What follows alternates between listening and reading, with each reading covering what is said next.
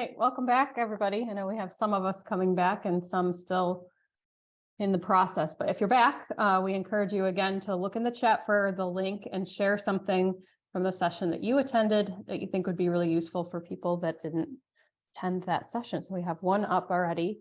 Radhika in our session mentioned digital medical alert bracelets, where you could make people aware of your medical diagnosis or other issues just by wearing that, and they have the ability to pull your information from there. What else did people take from that session?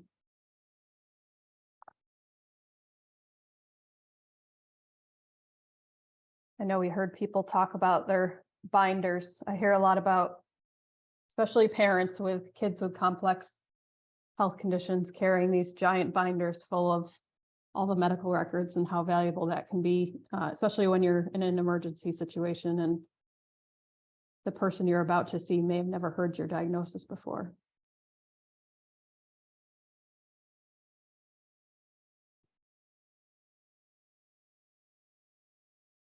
Oh, and I think we're being joined now by people from the other session as well. Welcome back, people that are coming back from the structural racism session. Please check out the chat for the link to share things that you learned in your session that you think other people should know about. So people are talking about the Golden program, and we can track that link down and put it in this chat so people can check it out. As it says on the screen, Golden is a resource for prospective Black genetic counseling students that supports them through the process of applying to school and trying to work through becoming a genetic counselor. So we'll try to grab that for you. Thank you. You can see in the chat those resources, Golden resources are there, sign up sheet and their social media. Yeah, we had a really, really good session. It was really informative. And the success of the Golden project, you know, it was really nice to hear how successful this is. That's wonderful. We also learned a lot about structural racism and genetics from Dr. Gold. Taught us a lot, and developing a curriculum for how to address this at the level of medical students. Mm-hmm.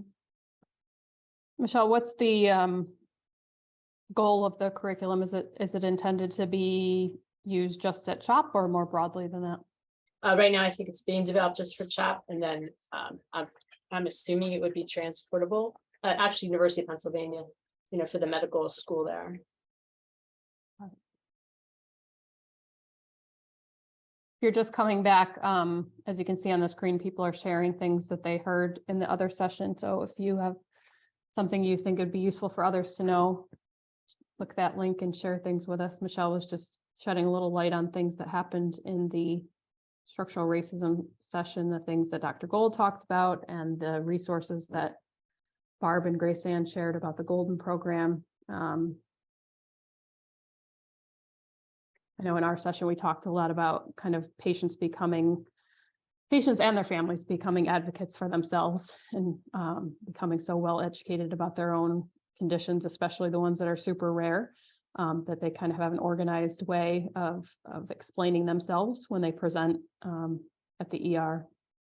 That's a big onus to put on to the patient, but I think it's a pretty common pattern that we see, that patients become the expert. And I think someone talked in the session about having a pitch, you know, a really concise way of sharing your story and the key facts that the emergency provider needs to know about you. I think for those that were in each other's sessions, they are recorded, right, Alyssa? Yep. So you can actually go back and watch, Yep. you know, the other session that you didn't attend. It's always a struggle with concurrent sessions to match things and. Yeah.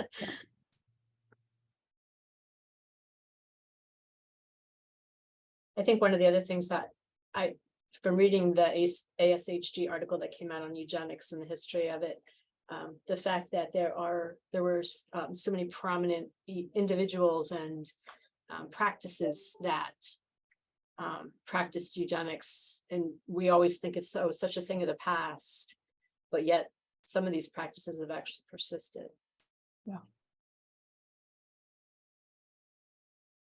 Yeah, the issues around that and the connection to patient trust now are still really important and prevalent and common in certain communities. And so it's not something we can just pretend like it's so far behind us that we don't need to acknowledge it anymore. Great. Yeah. All right, everybody. Well, we really appreciate you sharing your insights. As Michelle said, all the sessions are being recorded. So if you didn't get to attend one or the other, those recordings will be available soon. The slides are already up and available, so you can check those out if you wanted to see that right away, especially to get the resources that were there. But we will send everybody that attended the conference a notification when the recordings are up on YouTube for free for everybody to watch. And I am now going to pass off to my colleague, Pat, to tell us what is coming next.